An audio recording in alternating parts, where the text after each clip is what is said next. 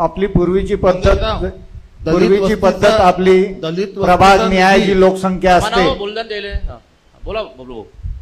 आपली जी नेहमीची पूर्वीची पद्धत होती, पद्धत नाही, जीआर आहे तसा. GR आहे पद्धत तसा. म्हणजे की घरची शेती नाही आहे की आपली पद्धत. जीआर तसा आहे की लोकसंख्येच्या आधारावर दलित वस्तीचा निधी वाटप झाला पाहिजे. सांगा आता.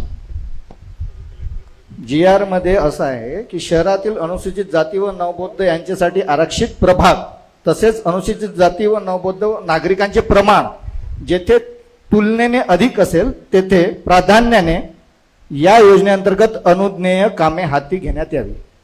आता याचं माझं ऐकून घ्या. आता तुम्हीच बोलले की जिथं संख्येनं जास्त, हो. तुम्ही आता जे हा दलित वस्ती आणि याच्या अगोदरचा तसं वाटप केलं आहे का? सभापती महोदय मंगेश बोला बोला भाऊ बोला. नाही, याची मग माहिती हा- मी नसल्यामुळे मला माहित नाही याच्यापूर्वी कशी झाली, परंतु मी जी माहिती घेतली शहर अभियंत्याकडून, त्यांनी सांगितलं की आमदार महोदय तेव्हा तत्कालीन प्रशासकीय हे असल्यामुळे आमदार महोदयांनी ज्या ज्या दलित वस्तीची कामं प्रस्तावित केली त्याप्रमाणे ते करण्यात आले. सभापती महोदय, मी जबाबदारीने बोलतो. हा प्रस्ताव त्याच्यासाठी टाकलाय. हे पहा, शासनाने मंगेशराव तुम्ही जे आता नालीचा विषय म्हटलं, मग ताईनं म्हटलं आहे, हे जे बोंबाबोंब कायच्यासाठी आहे माहित आहे? जो दलित वस्तीचा हक्काचा निधी, त्या आत्ताच हे बोलले की जिथं नवबौद्धांची किंवा मागासवर्गीयांची संख्या जास्त आहे त्या तुलनेने, म्हणजे लोकसंख्येच्या आधारावर दलित वस्तीचा निधी वाटप करणं बंधनकारक आहे. त्याचं GR आहे. तसं न केल्यास त्या संबंधित अधिकारीवर ॲट्रॉसिटी ऍक्ट सुद्धा लागते. पण माझ्या जे लक्षात आलं आहे या 3-4 वर्षात आणि आता दलित वस्तीचा निधी तुम्ही लोकसंख्येच्या आधारावर वाटण्यात आला नाही. मंगेश भाऊ मनोरे आहेत, त्यांच्या प्रभागात सगळ्यात जास्त दलित वस्ती. बोलतो मी. हा दुसरा माझ्या प्रभागाचा. नाही, तुम्ही माझ्या- तुमचं माझ्या प्रभागात एकही काम नाही सिक्वेन्स नाही, केलेलं. लोकसंख्येप्रमाणे काही 2 मिनिटं. इतक्या तुम्ही आता सगड 28 लाख रुपये प्रत्येक प्रभागाला वाटण्यात आले. याच्या अगोदर दलित वस्तीचा निधी तुम्ही लोकसंख्येच्या आधारावर वाटण्यात आलेला नाही. तुम्ही आता म्हणता की प्रशासक राज होतो. कोणतंही राज असो, राष्ट्रपती राजवटी असली तर दलित वस्तीचा निधी लोकसंख्येच्या आधारावर वाटणं बंधनकारक आहे. आता जे तुम्ही मागच्या वेळेस जे दलित वस्तीचा निधी आपल्या मनानं वाटलं त्याच्यावर आता महापौर साहेब तुम अब क्या कार्रवाई करेंगे? कारण हा विषय काही लहान नहीं है. GR ही है उसका और वैसा ही बांटना पड़ता. वैसा अगर किसी ने नहीं किया सिटी ऍक्ट लगता. पर अभी यांनी काय केलं की दलित वस्तीचं मी जेव्हा पाहिलं मंगेशराव निवडून आल्यानंतर, तुमचा प्रभाग पाहिला, माझा पाहिला, ताईचाही असेल, यांनी त्याप्रमाणे दलित वस्तीचा निधी वाटला नाही. म्हणजे याच्यात तुमचा काय उद्देश काय होता? जाणून बुजून केला आहे काय? म्हणजे ज्या उद्देशाने शासनाने आणि दलित वस्तीचा निधी जो आहे ना घटनेनं दिलेला अधिकार आहे. म्हणजे याच्यात कसं आहे, तुम्ही आता काय केलं, जिथं दलित वस्तीची संख्या 10,000 आहे त्यालाही तुम्ही 28 लाख, आणि जिथं दलित वस्तीची संख्या 2,000 आहे तिथेही तुम्ही 28 लाख. तुम्हाला अजून एक सांगतो, दलित वस्तीचा निधी जिथं नवबौद्धांची आणि दलित वस्तीची 50%च्या वरता आहे तिथंच ते खर्च करता येते. अजून सांगतो मी. मग तसं तुम्ही केलं नाही आहे, मी जबाबदारीने सांगतो. त्याच्यावर तर आम्ही चौकशी तर मागणारच आहे. चौकशीचा विषय नाही, आम्ही पुढच्या आमसभेमध्ये या बाबतीत पूर्ण आम्हाला याचा खुलासा पाहिजे. आता तुम्ही सांगा काय म्हणणं आहे तुम्ही. चला. सभापती महोदय मला यांचं उत्तर द्या. मी बोलतो ना. म्हणजे माझं काय म्हणणं आहे, आपल्याला हा विषय मार्गी लावायचा. ओके बोला. म्हणून यांचं उत्तर घ्या ना. ठीक आहे बोला चव्हाण साहेब. सन 25-26चा जो लोकशाहीर अण्णाभाऊ साठे नागरी दलित वस्तीचा जो निधी आपल्याला 10 कोटी होता, त्यापैकी 7 कोटी समथिंगचे आपल्याला 43 कामे मंजूर होते यापूर्वी. त्यानंतर 3 कोटी आपला निधी बॅलन्स होता DPDCला. मागच्या मला जानेवारी 7 कोटीचा जो निधी जो वाटला त्याच्यात आमच्या प्रभागात 1 रुपये देण्यात आला नाही. हो, एकच काम आहे 8-9 लाखाचं काहीतरी, एकच काम. हा ना. तो लोकसंख्येच्या आधार विषय आहे ना. तुम्ही आत्ताच बोलले ना सांगतो. GR. हो बरोबर आहे. तर उरलेल्या जे 3 कोटीची जी अमाऊंट होती आपण त्याची मागणी केली होती मागच्या पालकमंत्री साहेबांच्या मीटिंग जानेवारीमध्ये. तर तत्कालीन म्हणजे तेव्हा पालकमंत्री साहेबांनी एवढं सांगितलं होतं की बा मी निधी देतो उरलेला, परंतु त्यासाठी फक्त तुम्हाला कॉन्क्रीट रोड, पेव्हिंग ब्लॉक, नालीच्या ऐवजी हे कोणतेही काम मी मंजूर करणार नाही. तो विषय नंतर आहे, थांबा. हा, तुम्ही पहिले अंगणवा- पहिले पहिले भाऊचं उत्तर द्या. तो विषय नका घेऊ, तो विषय खाली आहे माझा. लोकसंख्येच्या तुम्ही त्याच्यावर बोला आधारावर पहिले. मला एक सांगा, 7.5 कोटी त्याच्या अगोदर खर्च करण्यात आले. हो. माझ्या प्रभागात 7.5 लाखच देण्यात आले. मग सगळ्यात जास्त दुसऱ्या नंबरचा प्रभाग माझाच आहे. 7.5 लाख कसे काय दिले? निकष कोणता लावला तुम्ही?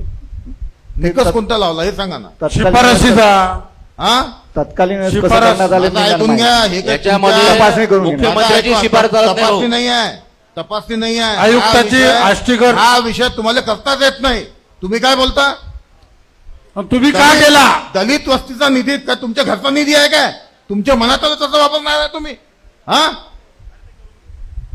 म्हणजे या सभागृहात डॉक्टर बाबासाहेब आंबेडकरांचं नाव आहे. या सभागृहाला फोटो आहे आणि तिथंच तुम्ही खोटे बोलता. नाही, नाही.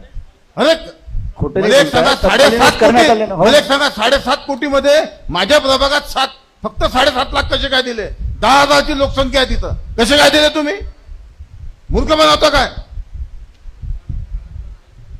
सभापती महोदय, मंगेश भाऊ मी बोलून घेतो मग नाही भाऊ मी बोलतो, एक मिनिट थांबा, दोनच कृपा मिनिटं. मंगेशराव, हा विषय फक्त माझ्या प्रभागातला नाही नाही, आहे. पूर्ण शहरात. ज्या ज्या सभापती प्रभागात- महोदय- माझं ऐकून घ्या. हो. ज्या ज्या प्रभागात दलित वस्तीची संख्या जास्त आहे त्यांच्या सगळ्यांसोबत यांनी धोका दिलेला आहे. बरोबर आहे भाऊ. त्यांना फसवणूक केली आहे. त्या म्हणजे समाजा- ज्या उद्देशाने शासनानं निधी पाठवला यांनी आपल्या हिशोबाने त्या- वाटप केलं त्या आहे. समाजासोबत असं थोडी धोका होणार केला आहे.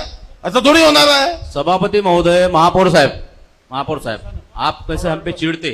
हम कार्यकर्ता है, हा, ऐसा थोड़ी होने वाला है. हम बिल्कुल जमीनी कार्यकर्ता है. 28 साल से कार्यकर्ता हूं मैं. 2002 से चुनाव लड़ा हूं मैं. या ठिकाणी मी सभापती महोदय, महापौर साहेब, आम्ही जे सांगतो ना, आम्ही काय खोटं बोलत नाही आहे. म्हणजे हे काय मी पुष्टी करून घेतली मार्डीकर साहेबाची. ते आमचे गटनेते आहे, स्टँडिंग चेअरमन आहे. म्हणजे माझ्या गोष्टीला त्यांनी मान्यता दिली का 2 काम आणि एकच काम केलं. असं दलित वस्तीमध्ये सुद्धा झालं. आणि सगळ्यात महत्वाचा भाग म्हणजे दलितांच्या वस्तीमध्ये कोणी आमदार, खासदार, नगरसेवक, महानगरपालिका निधी देत नाही. पण शासनाने ठरवलं, या देशाच्या संविधानामध्ये नोंद आहे की ज्या ज्या ठिकाणी दलित वस्ती आहे त्या ठिकाणी पाणी, घरं, विकास कामे हे सर्व गेलं पाहिजे. त्यांचाही निधी जर तुम्ही इतर वस्त्यामध्ये नेत असतील मग त्यांच्या वस्त्याचा विकास करावा कोणी? महाराष्ट्र शासनानं स्पष्ट GR काढलेला आहे. GR मध्ये नमूद आहे की सर्वात जास्त लोकसंख्या असलेल्या दलित वस्ती किंवा नवबौद्ध किंवा बौद्ध त्या वस्तीमध्ये डायरेक्ट शासनाने निधी येतो. तो काय तुम्ही किंवा मी देत नाही, महाराष्ट्र शासनाने निधी आहे. आणि तो निधी असताना पहिल्या क्रमांकाचा प्रभाग माझा आहे. पूर्ण अमरावती महानगरपालिकेच्या शहरामध्ये सर्वात जास्त लोकसंख्या माझ्या प्रभागाची, प्रभाग क्रमांक 10ची आहे. त्यानंतर बबलू भाऊचा प्रभाग येते, त्यानंतर आमच्या नाईकताईचा प्रभाग आहे, त्यानंतर असे आमचा फ्रेजरपुरा प्रभाग येते. म्हणजे सगळे आमचे पैसे तुम्ही दुसरे क्रमांक, आम्हाला तर काहीच नाही. हा तुमच्यावर अॅट्रॉसिटी गुन्हा दाखल झाला पाहिजे चव्हाण साहेब. आणि आपल्यावर समाजामध्ये द्वेष निर्माण करण्याचा गुन्हा दाखल झाला पाहिजे. कारण की आपण हे कामं म्हणजे काहीतरी मिलीभगत करून केले, कामं केले नाही. एका कामाला 2-2 नावं दिले आणि पुरा दलित वस्तीचा नगदी फंड राहते. महापौर साहेब, आप दुसरी बार सभागृह में आहे. म्हणजे ठेकेदाराला पैसे भेटत नाही. आपले मनपाचे जर फंड असले तर दलित वस्तीचा फंड एकदम पैसे येऊन पडते, त्यानंतर एका मिनिटात पैसे भेटते. त्याच्यामुळे तुम्ही सगळा गोळबंगाल केलेला आहे. आमची विनंती आहे, आता तुम्ही जे कामं केले असेल ते ठीक आहे. जे कामं शिल्लक असतील ते कामं परत शिल्लक निधी आणा. मी काऊन याच्यात लिहिलं आहे का काही निधी शिल्लक आहे काय? शिल्लक जर असेल तर परत तुम्ही तो रेशो आखा. ज्या ठिकाणी पहिल्या क्रमांकाचा प्रभाग असेल, जसा माझा 10 क्रमांकाचा प्रभाग आहे, त्यानंतर 11 नंबरचा प्रभाग आहे, त्यानंतर बबलूभाऊचा प्रभाग आहे, असं सिक्वेन्स लावा. जो काही निधी शिल्लक असेल त्या निधी त्या प्रभागामध्ये आपण. भाऊ, 1 रुपया शिल्लक नाही आहे. ते सगळे रफादफा झालं. माझा नाही भाऊ, काही कामं केले नाही ना. अरे माझ्या- यांनी शिल्लक आता याचा आहे नवीन. काही कामं केले नाही ना यांनी भाऊ. यांनी माझा ऐकून घ्या. या माझ्या यादीमध्ये काम सुरू आहे. मंगेश भाऊ 2000 माझा ऐकून घ्या. हे कसं आहे, हा विषय काही लहान नाही आहे. बरोबर, खूप मोठा विषय आहे. हा विषय लहान नाही आहे. ज्या समाजासाठी दलित वस्तीचं फंड निर्माण करण्यात आलं त्या समाजाला निधी न देता तुम्ही दुसऱ्या ठिकाणी दिलं, म्हणजे तुमची मानसिकता दिसते याच्यात. काय मानसिकता आहे म्हणजे हा काही शोभणारा विषय नाही आहे.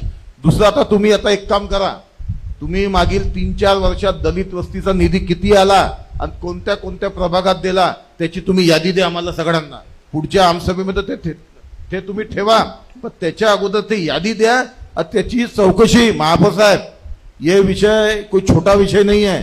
ये विषय कैसा है कि निधि आया किसके नाम से और निधि दिया दूसरे के नाम पे, ऐसा होते नहीं रहता ये. तर आपल्या घरची शेती त्याचे- थोडी आहे. तुम्ही काय म्हणे आम्ही असं ठरवलं, अरे तुम्ही ठरवणारे कोण आहे? कोणालाच त्याच्यात ठरवण्याचा अधिकार नाही आहे. तुम्ही शासन निर्णयाच्या विरोधात वागले चव्हाण साहेब. तरी माझी विनंती आहे की जो हे कामं काही शिल्लक राहिले आहेत, कारण काही कामं झाली नाही, जसं माझ्या प्रभागातलं आमचं गजानन महाराजचं काम, मंदिराचं काम राहिलं आहे, 8 लाख रुपये भेटले आम्हाला. बरं झालं, मी यादी वाचली, अविनाश भाऊचं माझ्या कमीत कमी लोकमंत्री यांनी हे काम तरी केलं. अरे बा, आम्हाला कामं केल्याशिवाय लोक आज शिवाय देऊन एक तर साफसफाईचा विषय आहे मोठा. तर म्हणून जे दलित वस्तीचे पैसे शिल्लक आहे ते बार्टीकर परत द्या साहेब. आणि सिक्वेन्सनं ते पैसे आम्हाला द्या. त्यानंतर बोला भाऊ.